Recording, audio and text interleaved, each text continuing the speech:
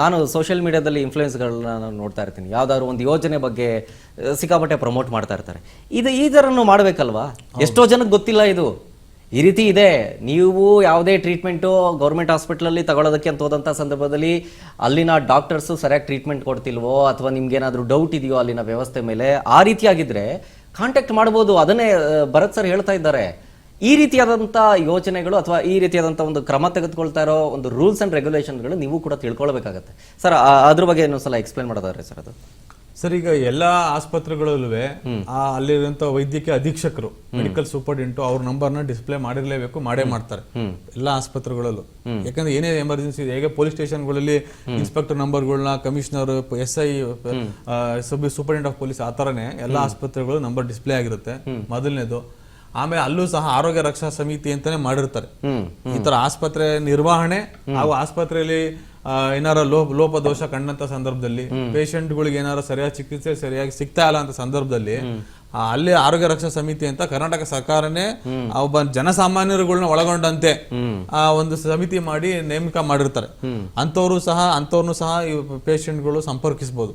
ಅವರು ಇಮಿಡಿಯೇಟ್ ಆಗಿ ಡಾಕ್ಟರ್ಗಳು ಹೇಳಿ ಅದು ನೋಡಿ ಟ್ರೀಟ್ಮೆಂಟ್ ನೋಡಿ ಅಂತ ಹೇಳುವಂತದ್ದು ಇದೆ. ಅದ್ರ ಮಿಗಿಲಾಗಿ ನಮ್ಮ ಅಲ್ಲಿ ತಾಲೂಕಾ ಆರೋಗ್ಯಾಧಿಕಾರಿ ಅಂತ ಇರ್ತಾರೆ, ಜಿಲ್ಲಾ ಆರೋಗ್ಯಾಧಿಕಾರಿ ಅಂತ ಇರ್ತಾರೆ. ಈಗ ಮೆಡಿಕಲ್ ಕಾಲೇಜ್ಗಳಲ್ಲಿ ಅಲ್ಲಿ ಡೀನ್ ಅಂತ ಇರ್ತಾರೆ, ಮೆಡಿಕಲ್ ಕಾಲೇಜ್ ಡೀನು. ಅಲ್ಲೂ ಸಹ ಅವ್ರಿಗೂ ಹೋಗಿ ಅವ್ರ ಎನಿ ಟೈಮ್ ಆಫೀಸಲ್ಲೇ ಇರ್ತಾರೆ. ಸಂದರ್ಭದಲ್ಲಿ ಅಲ್ಲೂ ಹೋಗಿ ಕಂಪ್ಲೇಂಟ್ ಮಾಡಬಹುದು. ನೋಡಿ ಈ ತರ ಇಲ್ಲಿ ಇಂಥ ಡಾಕ್ಟರ್ ನೋಡಿಲ್ಲ ನಮ್ಮನ್ನ, ಇಂಥ ಪೇಷಂಟ್ ನೋಡಿಲ್ಲ, ಇಲ್ಲ ಈ ತರ ಬೆಡ್ ಸಿಕ್ಕಿಲ್ಲ, ಇಲ್ಲ ಮೆಡಿಸಿನ್ ಸಿಕ್ಕಿಲ್ಲ, ಅಲ್ಲೂ ಕಂಪ್ಲೇಂಟ್ ಮಾಡಬಹುದು. ಅದ್ರ ಮಿಗಿಲಾಗಿ ಕೊನೆಗೆ KPME ಪ್ರಾಧಿಕಾರ ಅನ್ನೋಂಥದ್ದು ಇದೆ. ಅದು DHO ಅಂಡರ್, ಇವಾಗ GB ಆದ್ಮೇಲೆ ಕಮಿಷನರ್ ಅಂಡರ್ ಬಂದಿದೆ. ಅಲ್ಲೂ ಸಹ ಹೋಗಿ ಕಂಪ್ಲೇಂಟ್ ಮಾಡಬಹುದು. ಅದ್ರ ಮೇಲೆ DC ಅವರು ಕಂಪ್ಲೇಂಟ್ ಮಾಡಬಹುದು, ತಹಶೀಲ್ದಾರ್ ಕಂಪ್ಲೇಂಟ್ ಮಾಡಬಹುದು. ಇಲ್ಲ ಅಂತ ಹೇಳಿದ್ರು ನಮ್ಮ ಕರ್ನಾಟಕ ವೈದ್ಯಕೀಯ ಪರಿಷತ್ ಅನ್ನೋದಿದೆ. ಇಲ್ಲೂ ಸಹ ಏನಾರ ವೈದ್ಯಕ್ಕೆ ನಿರ್ಲಕ್ಷ್ಯತೆ ಕಂಡ್ರೆ, ಯಾರ ವೈದ್ಯ ಸರಿಯಾಗಿ ಟ್ರೀಟ್ಮೆಂಟ್ ಮಾಡ್ತಾ ಇಲ್ಲ, ಇನ್ನೇನೋ ವೈದ್ಯರಿಂದ ಏನೋ ಹಾನಿ ಆಗಿದೆ ಅಂತ ಸಂದರ್ಭದಲ್ಲಿ ನಮ್ಮಲ್ಲೂ ಸಹ ನಾವು ಹೇಳಿದ್ರೆ ನಾವು ಖಂಡಿತ ತಕ್ಷಣ ಅಂತ ವೈದ್ಯರಿಗೆ ಮಾತಾಡಿ ಅದನ್ನ ಸರಿದೂಗಿಸ್ತೀವಿ ನಾವು. Fantastic sir.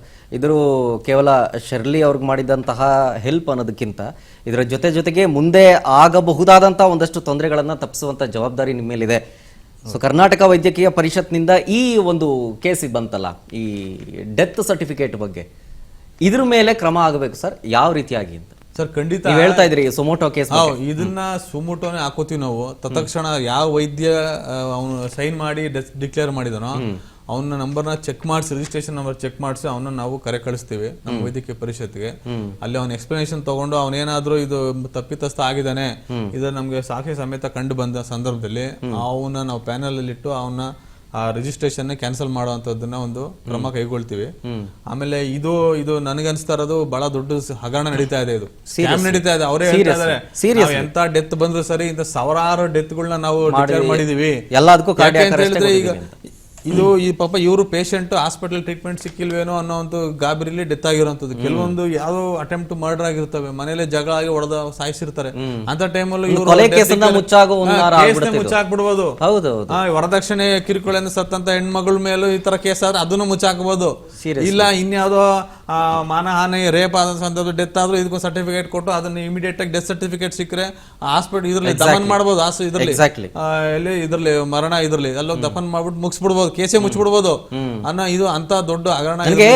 ಈ ಹಾಸ್ಪಿಟಲ್ ಮೇಲೆ ಮೆಡಲ್ ಕ್ಲಿಮ್ಯಾಕ್ಸ್ ಕ್ಲಿನಿಕ್ ಅಂತ ವಿಲ್ಸನ್ ಗಾರ್ಡನ್ ವಿತ್ ಸೀಲ್ ಇದೆ. ಈಗ ಈ ರಿಪೋರ್ಟ್, ಈ ಶರ್ಲಿ ಅವ್ರ ಕೇಸಲ್ಲಿ ಕೊಟ್ಟಿರುವಂತ ರಿಪೋರ್ಟ್ ನೋಡಿದಾಗ ನೀವ್ ಹೇಳ್ತಾ ಇರೋದಕ್ಕೂ ತಾಳೆ ಹಾಕಿ ನೋಡ್ತಾ ಇದ್ರೆ ಸಾವಿರಾರು ಮಾಡಿದೀನಿ ಅಂತ ಹೇಳ್ತಾರೆ ಅವರು. ಹಾಗಾದ್ರೆ ಎಷ್ಟು ಕೊಲೆ ಕೇಸು ನೀವ್ ಹೇಳ್ದಾಗೆ, ಎಷ್ಟು ರೇಪ್ ಕೇಸ್ಗಳು ಅಥವಾ ಇನ್ನೊಂದು ಯಾವ್ದೋ ಕೇಸ್ಗಳು, ಯಾಕೆ ಏನೋ ಈ ರೀತಿಯಾಗಿ ಫೇಕ್ ಸರ್ಟಿಫಿಕೇಟ್ ಕೊಟ್ಟು ಮುಚ್ಚಾಕಿರ್ಬಾರ್ದು? ಹೇಗೆ ಅಷ್ಟು ಬಂದೇ ಬರುತ್ತೆ. ರಾಜಾರೋಷವಾಗಿ ಅವರು ಹೇಳ್ತಾರೆ ಅಂದ್ರೆ ಇದರಿಂದ ಎಷ್ಟು ಜನಗಳು ಕೈವಾಡಗಳು ಇರ್ತವೆ. ಸೀರಿಯಸ್ಲಿ ಇದನ್ನ ರಾಜ್ ನ್ಯೂಸ್ ಬಹಳ ಸೀರಿಯಸ್ ಆಗಿ ತಗೊಳುತ್ತೆ. ಈ ಫೇಕ್ ಸರ್ಟಿಫಿಕೇಟ್ ಮಾಡ್ತಾ ಇರೋ ಜೊತೆಗೆ ಮಾಡಿರೋ ಮೆಡಲ್ ಕ್ಲಿಮ್ಯಾಕ್ಸ್ ಕ್ಲಿನಿಕ್ ಅಂತ ವಿಲ್ಸನ್ ಗಾರ್ಡನ್ ನಲ್ಲಿ ಇರೋದು, ಇಲ್ಲಿ ನಿಮ್ಗೆ ಲೈಟ್ ಎಫೆಕ್ಟ್ ಕಾಣಿಸ್ತಾ ಇಲ್ಲ, ಅದರ ಸರ್ಟಿಫಿಕೇಟ್ ಇಲ್ಲಿದೆ. ಇದನ್ನ ಡಾಕ್ಟರ್ ಭರತ್ ಅವರಿಗೆ ನನಗೂ ಕೊಟ್ಟಿರ್ತೀನಿ ನಾನು. ಇದನ್ನ ಪರಿಶೀಲಿಸಿ ದಯವಿಟ್ಟು, ನೀವು ಸುಮೋಟೋ ಕೇಸ್ ಅಂತ ಹೇಳಿದ್ರಿ, ನಾವು ಕೂಡ ಫಾಲೋ ಅಪ್ ಮಾಡ್ತೀವಿ ಇದ್ರ ಬಗ್ಗೆ. ದಯವಿಟ್ಟು ಇದನ್ನ ಸ್ವಲ್ಪ ಸೀರಿಯಸ್ ಆಗಿ ತಗೊಂಡು ಸರ್, ಇದನ್ನ ಮುಂದೆ ಈ ರೀತಿಯಾಗಿ ಯಾವುದೇ ರೀತಿಯಾದಂತಹ ಹಗರಣಗಳಾಗಬಾರದು. ಇಮಿಡಿಯೇಟ್ ಎಫೆಕ್ಟು ಈ ಒಂದು ಖಾಸಗಿ ಆಸ್ಪತ್ರೆ ಆಗಿರಲಿ ಅಥವಾ ಡಾಕ್ಟರ್ ಆಗಿರಲಿ ಅಥವಾ ಈ ಸರ್ಟಿಫಿಕೇಟ್ ಮಾಡಿಕೊಟ್ಟಿರೋರು ಯಾರೇ ಇರಲಿ, ಅವ್ರ ಮೇಲೆ ನಿರ್ದಾಕ್ಷಣ್ಯ ಕ್ರಮ ಆಗಬೇಕು. ಖಂಡಿತ ಇಂಥ ವೈದ್ಯ ನಮ್ಮ ನಮ್ಮ ವೈದ್ಯಕೀಯ ಕ್ಷೇತ್ರಕ್ಕೆ ಬೇಡ ಇಂಥವ್ರು. ವೈದ್ಯಕೀಯ ಕ್ಷೇತ್ರಕ್ಕೆ ಬೇಡ ಇವ್ರು. ದಯವಿಟ್ಟು ಇವ್ರು ನಿಮ್ಮ ವೈದ್ಯಕೀಯ ವೃತ್ತಿನ ತಾವು ನಿಲ್ಲಿಸ್ಬಿಟ್ಟು ರಿಜಿಸ್ಟ್ರೇಷನ್ ಕ್ಯಾನ್ಸಲ್ ಮಾಡಿ ಹೊರಗಡೆ ಬಂದ್ಬಿಡಿ. ಯಾಕಂದ್ರೆ ಇಂಥ ಒಬ್ಬ ವೈದ್ಯನಿಂದ ಇಡೀ ರಾಜ್ಯಾದ್ಯಂತ ಎಲ್ಲಾ ವೈದ್ಯರಿಗೂ ಕಳಂಕ. ಈಗ ಪಾಪ ಅಂಜನಪ್ಪ ಸರ್ ಇದನ್ನ ಏನು ಅವ್ರಿಗೂ ಇಂಥ ಹಿರಿಯ ವೈದ್ಯರಿಗೂ ಮುಜುಗರ ತಂದ್ಬಿಡ್ತಾರೆ ಇಂಥ ಮಾಡಿದವರು. ಹೌದು, ಹಾಗಾಗಿ ಒಂದೆರಡು ಕಳ್ಳ ಡಾಕ್ಟರ್ಗಳಿಂದ ಪಾಪ ಎಷ್ಟೋ ಜನ ದೇವತಾ ಮನುಷ್ಯರ ರೀತಿ ಇರುವಂತದ್ದು ಡಾಕ್ಟರ್ಸ್ ಗಳಿದ್ದಾರೆ. ಅಂಜನಪ್ಪ ಸರ್ ಇದ್ದಾರೆ, ಸೀನಿಯರ್ ಡಾಕ್ಟರ್ಸ್.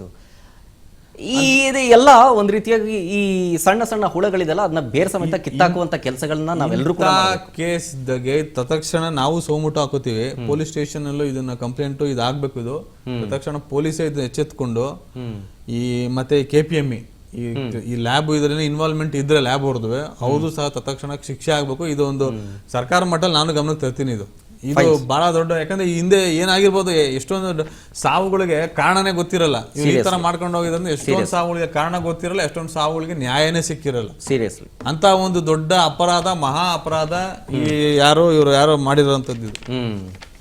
ಆ ಕ್ಲಿನಿಕ್ ಮೇಲೆ ಏನಾದ್ರೂ ಒಂದು ಕ್ರಮ ಆಗ್ಲೇಬೇಕು ಸರ್, ದಯವಿಟ್ಟು. ಇದು ರಾಜ್ ನ್ಯೂಸ್ ನ ರಿಕ್ವೆಸ್ಟ್. ಅಂಜನಪ್ಪ ಸರ್, ಫೈನಲಿ ಈ ಒಂದು ನಿರ್ದಾಕ್ಷಿಣ್ಯ ಕ್ರಮದ ಬಗ್ಗೆ ನಾನು ಮಾತಾಡ್ತಾ ಇದ್ದೆ, ಈ ಹಾಸ್ಪಿಟಲ್ ಏನೋ ಸರ್ಟಿಫಿಕೇಟ್ ಕೊಟ್ಟಿದ್ದು. ಆದರೆ ಯಾರೋ ಶರ್ಲಿ ಅವರು ಹೇಳೋ ಪ್ರಕಾರ ನಾನು ಹೇಳ್ತಾ ಇದ್ನಲ್ಲ, ಈ ಅವರ ಟೈಮ್ ಸರಿ ಇರ್ಲಿಲ್ವೋ, ಅಥವಾ ಅವರು ಬ್ಯುಸಿ ಇಲ್ಲಿದ್ರು, ಅಥವಾ ಬರೋರಿಗೆಲ್ಲ ಅವ್ರು ಹಿಂಗೆ ಟ್ರೀಟ್ಮೆಂಟ್ ಮಾಡ್ತಿದ್ರು, ಅಥವಾ ಸರ್ಕಾರಿ ಆಸ್ಪತ್ರೆ ಬರೋರೆಲ್ಲ ಬಡವರು ಅಂತ ಬಡವ್ರ ಮೇಲೆ ಈ ರೀತಿಯಾಗಿ ದೌರ್ಜನ್ಯ ಎಸ್ಕೋ ರೀತಿಯಾಗಿ ಮಾಡ್ತಿದಾರೋ ಏನೋ ಗೊತ್ತಿಲ್ಲ. ಇದಕ್ಕೊಂದು ಏನಾದರೂ ಒಂದು ಕ್ರಮ ಆಗಬೇಕು. ಡಾಕ್ಟರ್ಸ್ಗಳು ದೇವ್ರ ಥರ ಟ್ರೀಟ್ ಮಾಡ್ತೀವಿ ಎಲ್ಲರೂ ಕೂಡ, ಅವರು ಕೆಟ್ಟವರೋ ಒಳ್ಳೆಯವರೋ ಆ ಭಾವನೆ ಬರೋದಿಲ್ಲ. ಡಾಕ್ಟ್ರು ಅಂತ ಬಂದಮೇಲೆ ನಮಗೆ ದೇವ್ರ ಥರನೇ ಕಾಣೋದು. ಏನೇ ಆಯಿತು ಅಂತಂದ್ರೆ, ಈಗ ನಮಗೆ ಕಷ್ಟ ಬಂತು ಅಂತಂದರೆ ಅಪ್ಪ ದೇವರೇ ಕಾಪಾಡಪ್ಪ ಅಂತ ಹೇಳ್ತೀವಿ. ಹಾಗೆ ನಮಗೆ ಬಾಡಿಲಿ ಏನಾದರೂ ಸಮಸ್ಯೆ ಆದಾಗ ಡಾಕ್ಟ್ರೇ ಕಾಪಾಡಿ ಡಾಕ್ಟ್ರೇ ಅಂತ ಕೇಳ್ತೀವಿ. ಸೊ ಈ ಶರ್ಲಿನ್ ಅವರ ಕೇಸಲ್ಲಿ ಏನಾಗಿದೆ ಅನ್ನೋದು ಅವ್ರ ಬಾಯಲ್ಲೇ ಕೇಳಿದ್ರಿ ನೀವು. ಅವರ ಬ್ಯಾಡ್ ಟೈಮ್ ಅಂತ ಮೇಲ್ನೋಟಕ್ಕೆ ಕೇಳಬಹುದು ಅಷ್ಟೇ, ಆದರೆ ಆ್ಯಕ್ಚುಲ್ ಆಗಿ ಅನುಭವಿಸಿರೋದು ಅವರೇನೆ. ಸೊ ಅಂಜನಪ್ಪ ಸರ್, ಇಲ್ಲಿ ಒಂದು ಕ್ಲಾರಿಫಿಕೇಶನ್. ಅವ್ರು ಹೇಳಿದ್ರಲ್ಲ, ಒಂದ್ಸಾರಿ ಪ್ಲಾಸ್ಟಿಕ್ ಕಟ್ತಾರೆ, ನೆಕ್ಸ್ಟ್ ಡೇ ಬಾ ಅಂತಾರೆ, ಇವ್ರು ನೋಡಿದ್ರೆ ವಾಸಿ ಆಗಿದೆ ಅಂತಾರೆ. ಸರ್, ಇವೆಲ್ಲ ತೀರಾ ಟೆಕ್ನಿಕಲ್ ಪ್ರಾಬ್ಲಮ್ಸ್. ದಯವಿಟ್ಟು ಈ ವಿಚಾರದಲ್ಲಿ ತುಂಬಾ ಪೇಷಂಟ್ಗೆ ಎಷ್ಟು ಇಂಪಾರ್ಟೆನ್ಸ್ ಕೊಡಬೇಕೋ ವೈದ್ಯರ ಮಾತಿಗೂ ಗಮನ ಕೊಡಬೇಕು. Each doctor differs. ಈಗ ನಾನೊಬ್ಬ ಜನರಲ್ ಸರ್ಜನ್, ನೋಡಮ್ಮ ಅಲ್ಲಿ ಹೋಗಿ ಒಂದು ಒಪಿನಿಯನ್ ತಗೊಂಬ, ಅಥವಾ ನಾವು ಆಕ್ಚುಲಿ ಎಮ್ಮನ್ ಕಳಿಸ್ಬಾರ್ದು. ಪೇಷಂಟ್ ಜೊತೆಯಲ್ಲಿ ವಾರ್ಡ್ ಬಾಯ್ ಆಯೋ ಕೇಶಿಟ್ನಾಗ ರೆಫರ್ ಮಾಡಿ, ಇದು ಸಿಸ್ಟಮ್ ಇರೋದು. ಈ ಅಮ್ಮ ಪೇಷಂಟ್ ನ ವೀಲ್ ಚೇರ್ನ ತಗೊಂಡೋಗಿಲ್ಲ. ಪ್ಲಾಸ್ಟಿಕ್ ಸರ್ಜರಿಗೆ ಹೋದ್ರೆ ಕನ್ಸರ್ನ್ ಡಾಕ್ಟರ್ ನೋಡಿ ಅವ್ರಿಗೆ ವಾಪಸ್ ಬರೀಬೇಕು. Patient is not fit for skin grafting. ಇದು ನಮ್ಮಲ್ಲಿ ಆಗ್ಬೇಕಾದಂತ ಕಮ್ಯುನಿಕೇಶನ್. ಇವ್ರು ನಂಗೆ ಸತಾಯಿಸಬಾರ್ದು. ಈಗ ಅವ್ರಿಗೆ ಅರ್ಥ ಆಗೋದಿಲ್ಲ ಸರ್. ಈಗ ನಿಮ್ಮ ಮೆಡಿಕಲ್ ಟರ್ಮ್ಸ್ ಅಲ್ಲಿ ಏನೋ ಹೇಳಿರ್ತೀರಿ, ಇವ್ರು ಏನೇನೋ ಅರ್ಥ ಮಾಡ್ಕೊಂಡ್ಬಿಟ್ಟಾಗ ಈ ತರ ಸಮಸ್ಯೆಗಳಾಗ್ಬಿಡ್ತವೆ. ಸರ್, ಈ ತರ ಸರ್ ದಿನನಿತ್ಯ ಇವು ಹಾಗೆ ಆಗ್ತವೆ. ಇದೊಂದು ಡೆತ್ ಆಗಿರೋದಕ್ಕೆ ಅನ್ಫಾರ್ಚುನೇಟ್ಲಿ ಇವತ್ತು ಇಷ್ಟೆಲ್ಲ ಡಿಸ್ಕಷನ್ ನಡೀತಾ ಇರುತ್ತೆ. ಪ್ರತಿನಿತ್ಯ ನೀವು ವಿಕ್ಟೋರಿಯಾ ಹಾಸ್ಪಿಟಲ್ ಲೋಡ್ ನೋಡ್ಬೇಕು. ನೀವು ಎಷ್ಟು ಜನ ಇರ್ತಾರೆ ನೋಡ್ಬೇಕು. ಇವನ್ನೆಲ್ಲ ಗಮನದಲ್ಲಿ ಇಟ್ಕೋಬೇಕು. ಎಂತವನ್ಗೂ ಸರ್, ಡಾಕ್ಟರ್ ಕೂಡ ಸ್ವಲ್ಪ ಡೆಫಿನೆಟ್ಲಿ ಸರ್, ನೀವು ಬಾಂಬೆಗೆ ಹೋಗ್ಬಿಟ್ರೆ KM ಹಾಸ್ಪಿಟಲ್ ಒಬ್ಬ ಡಾಕ್ಟರ್ 48 ಅವರ್ಸ್ ಡ್ಯೂಟಿ ಮಾಡ್ತಾನೆ. ಅದು ಜೂನಿಯರ್ ಡಾಕ್ಟರ್ಗಳು ನಾನು ಹೇಳ್ತಿರೋದು, ರೆಸಿಡೆಂಟ್ಸ್ ಅಂತೀವಿ ನಾವು. ನಮ್ಮಲ್ಲೂ ಅಷ್ಟೇ ಇಡೀ ವಿಕ್ಟೋರಿಯಾ, ಬೋರಿಂಗ್, ಕೆಂಪೇಗೌಡನ ರನ್ ಮಾಡೋರು ಪೋಸ್ಟ್ ಗ್ರಾಜುಯೇಟ್ ಸ್ಟೂಡೆಂಟ್ಸ್. ಅಂದ್ರೆ MBBS ಆಗಿರುತ್ತೆ, MS. ಅವ್ರ ಕಷ್ಟಗಳು ನೋಡ್ಬೇಕು ಸರ್. ಟಿಫನ್ ಮಾಡಕ್ಕಾಗಲ್ಲ, ಊಟಕ್ಕೆ ಟೈಮ್ನಾಗ ಮಾಡಕ್ಕಾಗಲ್ಲ, ಮಲ್ಕೊಳಕ್ ಡ್ಯೂಟಿ ರೂಮ್, ಇವೆಲ್ಲವನ್ನು ಗಮನದಲ್ಲಿ ಇಟ್ಕೊಂಡು ಇವ್ರಿಗಾಗೋ ಜಸ್ಟಿಸ್ ಸಿಗಬೇಕು. But at the same time ಎಲ್ಲ ಪಬ್ಲಿಕ್ಕಿಗೆ ಡಾಕ್ಟರ್ಗಳೆಲ್ಲ ಹಿಂಗೇನೇನೋ ವಿಕ್ಟೋರಿಯಾ ಹಾಸ್ಪಿಟಲ್ 125 ವರ್ಷದ ಹಾಸ್ಪಿಟಲ್. ಸೀರಿಯಸ್ಲಿ, ಮೈಸೂರು ಮಹಾರಾಜರ ಮಗಳಿಗೆ ಡಾಕ್ಟರ್ ವಿಠಲ್ ಅಲ್ಲಿ ಸರ್ಜರಿ ಮಾಡಿ ನಾವು ಹೆಮ್ಮೆಯಿಂದ ಹೇಳ್ಕೊಳ್ಳೇವಿ. ಪ್ರೆಸ್ ಸರ್ಜರಿ ಮಾಡಿದ್ರು ಅಂತ. ಸಾಕಷ್ಟು VIP ಗಳು ಈಗ ಬೇಕಾದಷ್ಟು ಹಾಸ್ಪಿಟಲ್ಗಳು ಇದಾವೆ, ಪ್ರೈವೇಟು, ಆಸ್ಟರ್ ಗಿಸ್ಟರ್ ಎಲ್ಲ. ಮೊದ್ಲಿಗೆಲ್ಲ ಪ್ರತಿ VIP ಕೂಡ ವಿಕ್ಟೋರಿಯಾಗೆ ಬರಬೇಕಿತ್ತು, ಬೌರಿಂಗ್ಗೆ ಬರಬೇಕಾಗಿತ್ತು ಅಂತ ಸೇವೆ ಮಾಡಿರುವಂತ ಹಾಸ್ಪಿಟ್ಲು. ಬಟ್ ಎಲ್ಲೋ ಒಂದ್ ಕಡೆ ನಾವು ಒಬ್ಬರೋ ಇಬ್ಬರಿಗೆ ಅನ್ಯಾಯ ಆಗಬಾರ್ದು. ಬಟ್ ಅದೊಂದನ್ನ ಇಟ್ಕೊಂಡು ಇಡೀ ವ್ಯವಸ್ಥೆನೆ ಸರ್, ಜನಗಳಿಗೆ ಇಂಥ ರಾಂಗ್ ಸಂದೇಶ ಹೋಗ್ಬಿಟ್ರೆ, ವಿಕ್ಟೋರಿಯಾ ಹೋದ್ರೆ ಯಾರು ಈಚೆಗೆ ಬರಲ್ಲ, ತಮಾಷೆ ಮಾಡ್ತಾರೆ ಸರ್. ಹ್ಯೂಮರ್ ಕ್ಲಬ್ ಹೋದ್ರೆ ಅಲ್ಲಿ ನೋಡ್ಬೇಕು ನೀವು ಡಾಕ್ಟರ್ ಮೇಲೆ ಹೆಂಗಂದ್ರೆ ಒಂದ್ ಆಸ್ಪತ್ರೆ ಬಗ್ಗೆ ಅಲ್ಲ, ಒಂದ್ ಆಸ್ಪತ್ರೆ ಬಗ್ಗೆ ಅಲ್ಲ. ನಾನು ಈಗ ಪರ್ಟಿಕ್ಯುಲರ್ಲಿ ಜನರಲ್ ಆಗಿ ತಗೊಂಡ್ರೆ, ಈಗ ಕಳೆದ ಒಂದು 6-7 ತಿಂಗಳಿಗೆ ಹಿಂದೆ ಗರ್ಭಿಣಿಯರು ಹೆಚ್ಚು ಸಾವಾಗ್ತಿರೋದು ನೋಡಿದ್ವಿ. ಎಲ್ಲ ಆಲ್ಮೋಸ್ಟ್ ಆಲ್ ಸರ್ಕಾರಿ ಆಸ್ಪತ್ರೆ ಅನ್ನೋ ತರ ಬಂತು. ಅದು ಕಾಕತಾಳೀಯ ಏನೋ ಗೊತ್ತಿಲ್ಲ ಅದು. ಬಟ್ ಆದ್ರೆ ಜನ ಹೆಂಗ್ ಕರಿತಾ ಇದ್ರು ಹೆಂಗೆ ಪೋಟ್ರೆ ಆಗಿತ್ತು ಅಂದ್ರೆ ಜನಕ್ಕೆ ಸರ್ಕಾರಿ ಆಸ್ಪತ್ರೆಗೆ ಹೋಗ್ಬಿಟ್ರೆ ವಾಪಸ್ ಬರಲ್ಲ ಸರ್. ವಾಲ್ಯೂಮ್ ನೋಡ್ಬೇಕು ಸರ್ ನೀವು. ವಾಣಿ ವಿಲಾಸ್ನಾಗ ಹೋಗಿ ನಿಂತ್ಕೊಳ್ಳಿ, ಒಂದು ರಾತ್ರಿ ಒಳಗೆ ಎಷ್ಟು ಜನಕ್ಕೆ ಡೆಲಿವರಿ ನಡೀತಾ ಇರುತ್ತೆ ಅಂತ ಸರ್. ಇವನ್ನೆಲ್ಲ ಗಮನದಲ್ಲಿ ಇಟ್ಕೋಬೇಕು ನೀವು. Cloud9 ಆಗೋ ಡೆಲಿವರಿಗೂ ಅಲ್ಲಿ 2.5 ಲಕ್ಷ ತಗೊಂಡು ಮಾಡೋ ಅಟೆನ್ಷನ್ಗೂ ಇಲ್ಲಿಗೂ ನಾನು ಎಲ್ಲೂ ಸಪೋರ್ಟ್ ಮಾಡ್ತಿಲ್ಲ. ಬಟ್ ಇವನು ಒಂದು ಕಾರ್ನರ್ನ ಗಮನ ಇಟ್ಕೋಬೇಕು. ಈ ಅಮ್ಮ ಹೇಳೋದು ಮಾತೆತ್ತಿರೆ ಅಲ್ಲಿ ಹೋದ್ರೆ ವಾಪಸ್ ಕಳಿಸ್ತಾರೆ, ಇವ್ರು ಹೋದ್ರೆ ಹಿಂಗೆ ಹೇಳ್ತಾರೆ, ಅದು ತಪ್ಪು ಇಲ್ಲ ಅನ್ನಲ್ಲ. ಬಟ್ ಅಲ್ಲಿನ ಸಿಚುಯೇಷನ್ ಹಂಗಿರುತ್ತೆ sir. Patient is not fit for ಇದು ಹಂಗ ಅನ್ಕೊಂಡು ಅಡ್ಮಿಟ್ ಮಾಡ್ಬಿಟ್ಟು ಸಾಯೋ ಹಂತದಲ್ಲಿ ಇದ್ದಾಗ ಹಿಂಗೆ ಹೇಳ್ಬಿಟ್ರೆ ಸಾಯೋ ಹಂತದಲ್ಲ ಅಲ್ಲ, ಇದ್ರೆ ಸಾವಾಗಿರೋದು ಅನ್ಫಾರ್ಚುನೇಟ್ ಸಾವು. ಇದ್ರ ಮಧ್ಯೆ ಸಾಕಷ್ಟು ಪ್ರಾಬ್ಲಮ್ಗಳಾಗ್ಬಿಟ್ಟಿದಾವೆ. ಆಕ್ಚುಲಿ ಇಂಥ ಕೇಸ್ನಲ್ಲಿ ಡೆತ್ ಆಗಬಾರ್ದು. ನಾವು ಸಾಕಷ್ಟು ಡಯಾಬಿಟಿಕ್ 4 ಗ್ಯಾಂಗ್ರೀನ್ ಟ್ರೀಟ್ ಮಾಡ್ತೀವಿ ನಾವು. ಈ ಡೆತ್ ಅನ್ಫಾರ್ಚುನೇಟ್ ಆಗಲ್ಲ. ಏನಿದೇನು ಬಹಳ ಸೀರಿಯಸ್ ಕೇಸು ಆಗ್ತವೆ. ಸೆಪ್ಟಿಸೆಮಿಯಿಂದ ಆಗುತ್ತೆ. ಇವನ್ 100 ಜನ 4 ಗ್ಯಾಂಗ್ರೀನ್ ಅಡ್ಮಿಟ್ ಆದ್ರೆ 45 ಜನ ಸತ್ತೋಗೋ ಚಾನ್ಸಸ್ ಇರುತ್ತೆ. ಇಟ್ ಡಿಪೆಂಡ್ಸ್ ಆನ್ ಆಪರೇಷನ್ ಒಂದೇ ಅಲ್ಲ, ಅವ್ರ ಡಯಾಬಿಟಿಸ್ ಯಾವ ಲೆವೆಲ್ ನಲ್ಲಿ ಇದೆ, ಕಿಡ್ನಿ ಏನ್ ಕೆಲಸ ಮಾಡ್ತಾ ಇದೆ, ಇವೆಲ್ಲ ನಮ್ ತಲೆಯಲ್ಲಿ ಓಡ್ತಾ ಇರ್ತಾವ ಸರ್. ಪಾಪ ಅವ್ರಿಗೆ ಗೊತ್ತಾಗೋದಿಲ್ಲ. ಸೊ ಎಲ್ಲೋ ಒಂದ್ ಕಡೆ ಇವನ್ನೆಲ್ಲವನ್ನು ಗಮನದಲ್ಲಿ ಇಟ್ಕೊಂಡು ನನಗೆ ಎಲ್ಲಿ ಬೇಜಾರಾಗೋದು ಅಂದ್ರೆ ಯಾಕೆ ಇವರು ಡಿಸ್ಚಾರ್ಜ್ ಮಾಡಿದ್ರು, ಇನ್ನ 2 ದಿನ ಇಟ್ಕೊಬೋದಿತ್ತ. ಅದೇ ಈಗ ರಿಪೋರ್ಟ್ ಅಲ್ಲಿ ಹೇಳ್ತಿದ್ದಾರೆ ಸರ್, ನಾವಾಗೇನ್ ಕಳ್ಸಿಲ್ಲ ಅಂತ ಹೇಳ್ತಿದ್ದಾರೆ. ಬಟ್ ಶೆರ್ಲಿ ಅವರು ಹೇಳ್ತಿದ್ದಾರೆ ಇಲ್ಲ, ಹೋಗಿ ಈ ಜನರಲ್ ವಾರ್ಡ್ ಬೇರೆಯವ್ರು ಕೊಡಬೇಕು, ನಾವು ನೀವು ಇಲ್ಲ ಖಾಲಿ ಮಾಡಿ ಅಂತ ಹೇಳಿದ್ದಾರೆ. ಇನ್ನೊಂದು ಅವ್ರ ಏನಾರ ಆತರ ಅವರು ಇವರಾಗಿರೇ ಹೋಗಿದ್ರು, ಇಲ್ಲ ಅವರು ಇವರಾಗಿರೇ ನಾವು ಹೋಗ್ತೀವಿ ಅಂತ ಹೇಳಿದ್ರು, ಅಲ್ಲಿ ಸೈನ್ ಮಾಡಿರ್ತಾರೆ ಡಾಮಾ ಅಂತ, ಡಿಸ್ಚಾರ್ಜ್ ಮೆಡಿಕಲ್ ಅಡ್ವೈಸ್ ಅಂತ. ಡಾಕ್ಟರ್ಸ್ ಫೋರ್ಸ್ಫುಲಿ ಮಾಡಿಸಿರ್ಬೋದಲ್ಲ, ಸಾಧ್ಯವಿಲ್ಲ ಸರ್. ಅದು ಆತ್ಮ ಸಾಕ್ಷಿಗೆ ವಿರುದ್ಧ. ಯಾವ ವೈದ್ಯನು ಅದು ಒಬ್ಬ ಡಾಕ್ಟರ್ ಅಲ್ಲ, ನಾನು ಅವಲ್ಲಿ ಹೇಳ್ದಂಗೆ ಆ ಯೂನಿಟ್ ಜವಾಬ್ದಾರಿ. ಯೂನಿಟ್ ಒಬ್ಬ ಪ್ರೊಫೆಸರ್ ಇರ್ತಾನೆ, ಅಸೋಸಿಯೇಟ್ ಸರ್ 10 ಜನ ಇರ್ತಾರೆ ಒಂದು ಯೂನಿಟ್ ನಾಗ. ಯಾರೋ ಒಬ್ಬ PG ನೀನ್ ಹೋಗು ಹಂಗ ಅನ್ನಕ್ ಆಗಲ್ಲ. PG are working under me 3 ವರ್ಷ. ಅವ್ನ್ ಯಾರಾದ್ರೂ ಹಂಗ್ ಕಳ್ಸಿದ್ರೆ ಅವನಿಗೆ PGನೇ ಸಿಗಲ್ಲ, ಆ ಮಟ್ಟಕ್ಕೆ ಇರುತ್ತೆ ಜವಾಬ್ದಾರಿ. ಹಂಗಿರುತ್ತೆ sir. It is not that easy. ನಾನು ಏನ್ ಹೇಳ್ತಿದ್ದೀನಿ ಅಂದ್ರೆ, ನೀವು ತುಂಬಾ ನೀಟಾಗಿ ತಗೊಂಡು ಹೋಗ್ತಾ ಇದ್ದೀರಾ. ಎಲ್ಲೋ ಒಂದ್ ಕಡೆ ಇವ್ರಿಗೆ ಅನ್ಯಾಯ ಆಗೋದು ಬೇಡ. ಅಟ್ ದ ಸೇಮ್ ಟೈಮ್ ತೀರಾ ಕಣ್ಣಂ ಮಾಡಕ್ ಹೋಗ್ಬೇಡಿ ದಯವಿಟ್ಟು. ಒಳ್ಳೆಯವ್ರು 1000 ಜನ ಇದ್ದಾರೆ, ನಾನಂತೂ ಒಳ್ಳೆಯವನು. 1000 ಜನ ಇದ್ದಾರೆ ಸರ್, ಇವ್ರಿದ್ದಾರೆ, ಬೇಕಾದಷ್ಟು ಜನ ಇದ್ದಾರೆ. ಹಂಗಾಗಿ ಎಲ್ಲೋ ಒಂದ್ ಕಡೆ ಡಾಕ್ಟರ್ ಒಳಗೆ ಒಂದು ರಾಂಗ್ ಸ್ಟೇಟ್ಮೆಂಟ್ ಹೋಗ್ಬಾರ್ದು. ಇತ್ತೀಚೆಗೆ ಇಲ್ಲೂ ಬೇಡ, ಇನ್ನ ಮೊನ್ನೆ 1 ವಾರ 2 ವಾರನೂ ಆಗಿಲ್ಲ, 1 ವಾರನೂ ಆಗಿಲ್ಲ, ಒಬ್ರು IAS ಅಧಿಕಾರಿ ಜಿಲ್ಲಾ ಪಂಚಾಯತ್ CEO ಅವರ ಹೆಂಡತಿಯ ಡೆಲಿವರಿನ ಸರ್ಕಾರಿ ಆಸ್ಪತ್ರೆಯಲ್ಲಿ ಮಾಡಿಸ್ತಾರೆ. ನ್ಯೂಸ್ ಆಗುತ್ತದು.